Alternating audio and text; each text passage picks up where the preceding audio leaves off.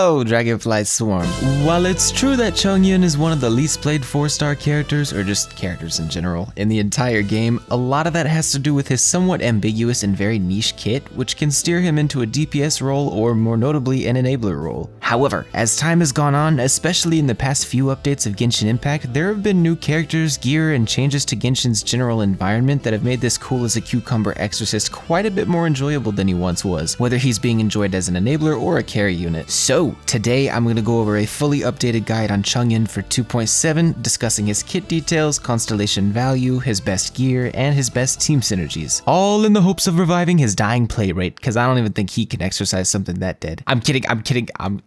let's look at his kit. Starting with his attack talent, Chongyun is able to perform a 4-strike combo with his claymore, but the multipliers on his attacks are actually the lowest of any claymore user in the game, and on top of that, they're very slow, so it's generally not worth investing in them unless you can pair him with an expensive team that heavily caters to his personal damage. But I'll talk more about that specifically in the team comping section. Generally speaking, you'll want to ignore his attack talent. Chongyun's elemental skill, however, is his most unique ability. Upon casting, he'll slam the ground, dealing cryo damage and creating a field that infuses your active character's attacks with cryo damage. On casting, the skill will provide a large amount of cryo energy particles for Chongyun to take or funnel to a teammate, and the uptime on this ability's cryo infusion is actually quite comfortable, allowing for lots of uses. The most popular of which uses being Chongyun's ability to become a melt enabler for Bennett, which gives Chongyun a free pass into the national team, one of the most powerful team synergies in the game. This works so well because Bennett can use the cryo infusion to constantly trigger melt while acting as a battery and a driver for his team. But another interesting use of this skill, and one that has become so much more effective and enjoyable recently, is to simulate variations of a freeze team by having Chongyun himself drive the team with his cryo infusion, or by having atypical cryo carries such as Kaya or Rosaria drive the team, both of which characters can actually become very respectable main carries with the help of Chongyun's skill infusion. One with my blade, from whence you can't run!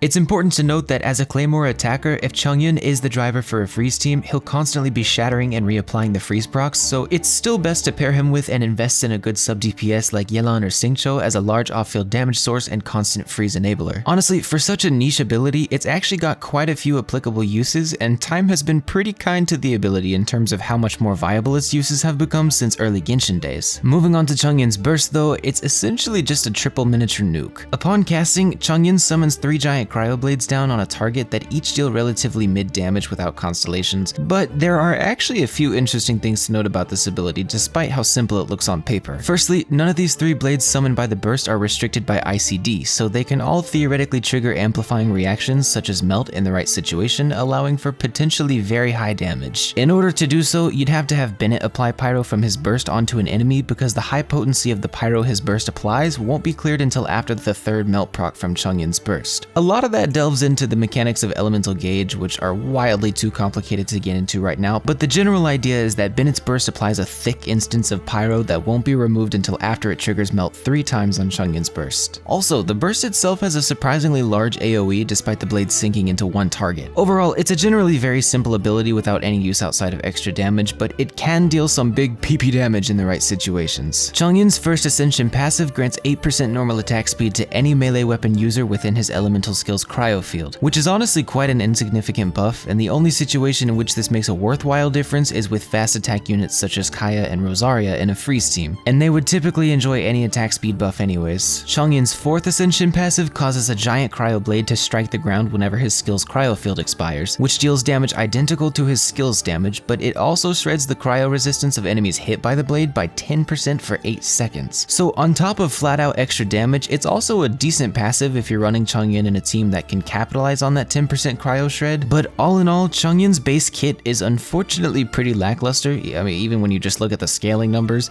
and much of his modern strength lies outside of his base kit alone, so let's move on to Constellations. Chongyun's C1 causes him to launch 3 cryo blades after the final attack of his sequence, and they do deal a relatively not horrible amount of damage, but the problem is that it requires Chongyun to complete a full attack sequence, which is less than ideal in pretty much every team comp except for Chongyun Freeze, so unfortunately, this constellation is generally ignorable. However, C2 is quite the opposite. In fact, it's arguably one of the best 4-star enabler constellations in the game because of its extremely rare cooldown reduction. Only one other unit in the game can flat out reduce the cooldowns of teammates, and she is a 5-star who has to be at C6 to do so. So, not very free to play of you, Hoyoverse. I'm kidding! Anyways, the even cooler part about this constellation though is that because of his already low downtime, he can actually make really good use of speeding up a team's rotations for higher overall damage output, especially in teams such as Chongyun National, whose entire goal is to quick swap fast rotations. C3 adds 3 levels to his burst, which is enjoyable but not typically on its own. You'd need at least his C6 as well and some sort of external buffs to his burst damage in order to really enjoy the extra 3 levels, but it's definitely a good start towards Chongyun's burst damage. C4 is, just like C1, a pretty forgettable constellation if you're not running Chongyun as the main driver, and even when you are, he really shouldn't need this extra energy generation, and it's not much anyways. C5 grants 3 levels to his elemental skill, which isn't horrible, especially since each level up to 10 increases the cryo infusion duration, but the skill's damage alone isn't enough for this to be a particularly significant constellation to shoot for. C6, however, is quite a good constellation and a very large boost to Chongyun's burst damage overall. At C6, investing in his burst damage for national team and other teams in which he can use his burst effectively becomes very worthwhile and bumps his total team damage contribution up by quite a large margin. This paired with C3 and external buffs such as Noblesse Oblige or just general stat boosts can allow for some very satisfying nukes, especially when paired with the earlier triple melt Bennett strategy I mentioned. Overall, it's a little weird because Chongyun's constellations even to this day are very hit or miss, especially if you don't plan on using him in a Chongyun carry team, but C2 is broken, C3 and C5 are acceptable, and C6 is very good. Chongyun thankfully has quite a few acceptable artifact options depending on how you decide to play him, all of which options have the potential to bring out the best of what you need from him. The first set I want to mention, and likely the most common, is the 4-piece Noblesse Oblige. This set works really well for Chongyun in the national team where Bennett can opt to use 4-piece Crimson Witch because it allows Chongyun a considerable burst damage increase for his own rotations, as well as a team-wide attack buff which all typical national team members can make use of. You can also use this set effectively in freeze teams with Kaya or Rosaria as the main carry where Chongyun is the cryo infuser for similar reasons, but just remember to never ever use this set on 2 characters in the same team because the 4-piece effect does not stack. Another really strong option on Chongyun for relatively similar reasons as Noblesse is the 4-piece Emblem of Severed Fate set. It'll help him to cover his energy needs, especially in teams like Bennett Mount National, and at high constellations, Chongyun's burst hits hard, so it's worth further enhancing this damage with Emblem's 4-piece passive. And generally speaking, with Triple Melt Bennett along with Chongyun's own constellations and passives, 4-piece Emblem can very easily become his highest personal damage set, and it's very effective when using Chongyun in teams as a quick swap and enabler. Another 4-piece set that I've personally really enjoyed recently because of the newer content in the game is the 4-piece Blizzard Strayer. Now, this set is only optimal if you plan on running Chongyun as the main driver in a freeze team, which technically turns it into a shatter team, but nonetheless. Pairing Chongyun with units such as Xingqiu, Yelan, Shinhe, Diona, Sucrose, Kazuha, or Venti will allow him to run a 4-piece Blizzard Strayer to make use of very high natural crit rate so that he can instead focus his stats heavily into attack and crit damage. I'll discuss this strategy more in detail in the team comp section because it's actually a lot stronger than I thought it would be, but generally 4-piece Blizzard Strayer is best used if you plan on playing Chongyun as the main carry of a freeze team, not as the enabler. Also, in regards to this team, the shatter strategy, and more specifically 4-piece Blizzard Strayer, if your Chongyun has low talent levels, doesn't have at least C3, or doesn't have decent support from Anemo Shred units, you're better off stacking Elemental Mastery on him instead of a large crit ratio with attack stats, mostly because of the larger and more consistent damage from Shatter with high Elemental Mastery and low investment. Finally, you can get away with any 2-piece combination of Emblem, Noblesse, or Blizzard Strayer in order to obtain the stats that you need the most for whatever team you choose to run Chongyun in, and all of these combinations can be beneficial to him because he really isn't demanding with stats when played as an enabler. But speaking of stats, let's now discuss what stats you'll want to slap onto all of these beautiful artifact sets. For the main stats, you'll generally want to run a crit rate or crit damage circlet in order to balance out the golden 1:2 crit ratio, but if you're running 4-piece Blizzard Strayer, you can actually sacrifice a lot of crit rate stats in favor of more crit damage stats. Also, a cryo damage goblet is optimal for Chongyun because he is, in fact, a cryo character. And as for the sands, you can actually run either an attack sands, an elemental mastery sands, or situationally an energy recharge sands. Between an attack or an elemental mastery sands, generally just choose the one that provides you more desirable substats, but only run an energy recharge sands if your Chongyun is low investment and not built to deal damage. But even then, he really doesn't need much ER anyways because of his burst low cost, so an energy recharge sans is mid at best. With Chongyun's substats, you'll want to focus in different areas depending on what teams you plan on putting him in. As an enabler for national or freeze teams, generally you don't need much more than 130% energy recharge and a decent crit ratio. Plus, Chongyun equally appreciates both attack percent and elemental mastery substats, but defense and HP substats are disgusting and shouldn't exist. However, if you're running Chongyun as the main carry in a Shatter Freeze team, depending on how heavily you invest into his kit, constellations, and teammates, Chongyun most appreciates a very high crit damage number with a safe minimum of 20% crit rate, and he also very much enjoys elemental mastery and attack percent substats because, as I brushed over earlier, shatter damage does scale with EM. You also really shouldn't need too much energy recharge in these teams because almost any cryo support, whether it's Shinha, Diona, or Rosaria, can supply Chongyun with enough energy to cover his burst. And once again, defense and HP substats are very unwelcome and stupid and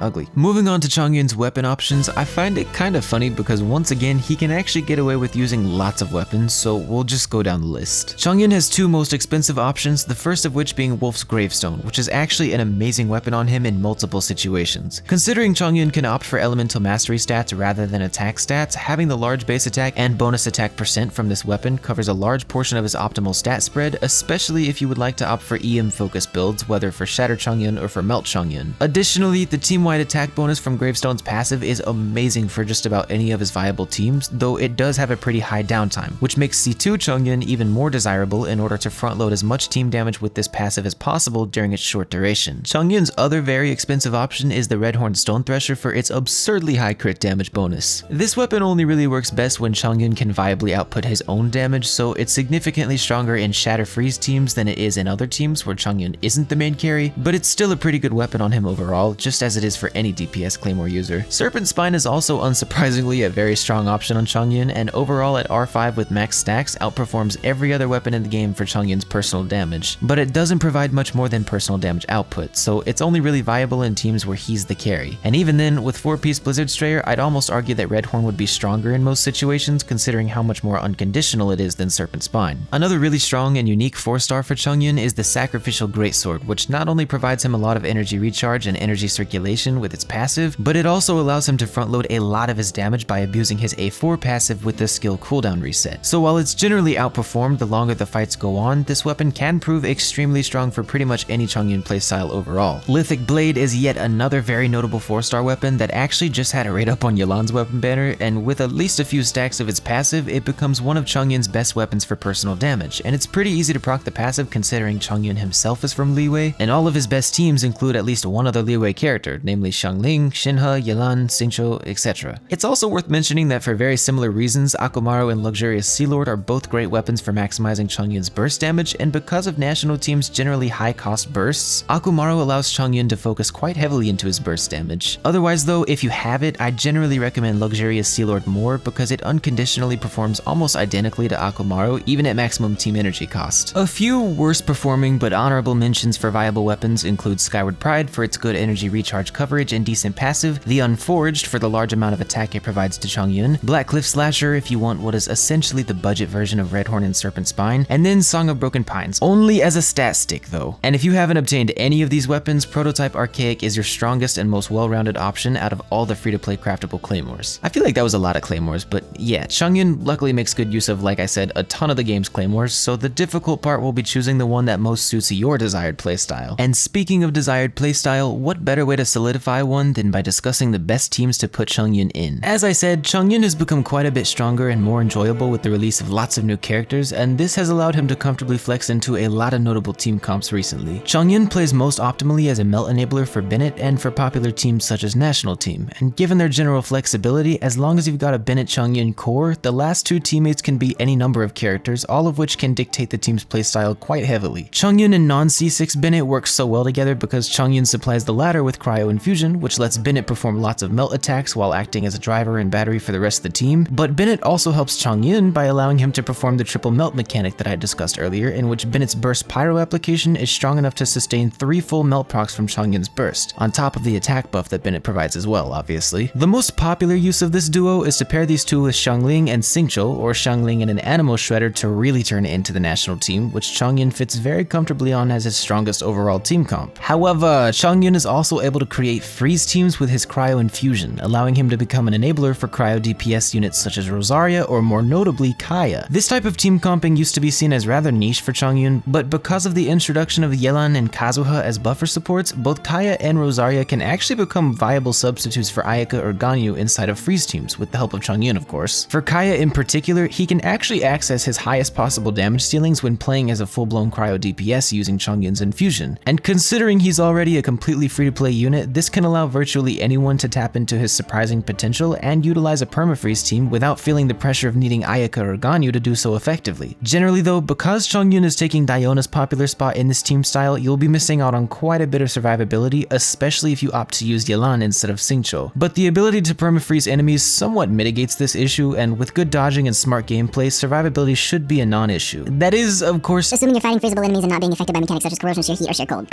It's also worth noting that any team where Chongyun acts as a cryo infuser is a team in which I would highly recommend using Sacrificial Greatsword, as it'll make it so much easier to manage his infusion uptime. But finally, Chongyun himself is surprisingly strong as a main carry in Shatter Freeze teams nowadays because of powerful buffers such as Shinha, Yelan, and Kazuha, as they all provide not only insane elemental utility to his team, but also very large damage buffs. In Shatter Freeze teams, the goal is quite similar to Permafreeze teams. You'll want good Hydro application and an Animal Shredder to allow Chongyun to deal massive damage with his cryo-infused attacks, whilst dealing extra damage because his attacks constantly shatter and refreeze enemies. It is important to note, shatter damage does scale with Chongyun's character level and elemental mastery, although it's generally not worth investing too heavily into elemental mastery for shatter, especially not if your Chongyun is already high investment or is paired with expensive supports such as the aforementioned Yelan, Kazuha,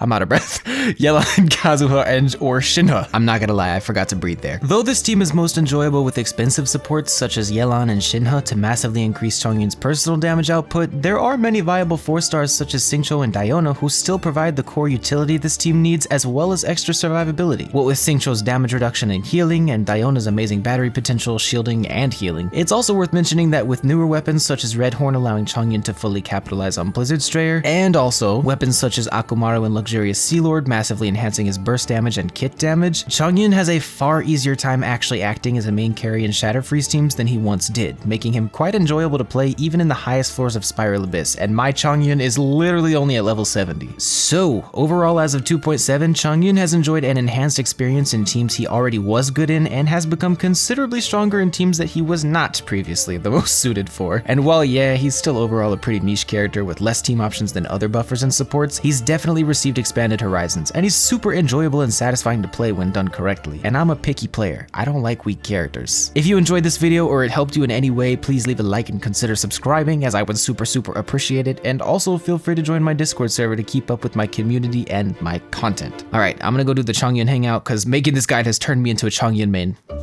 for now.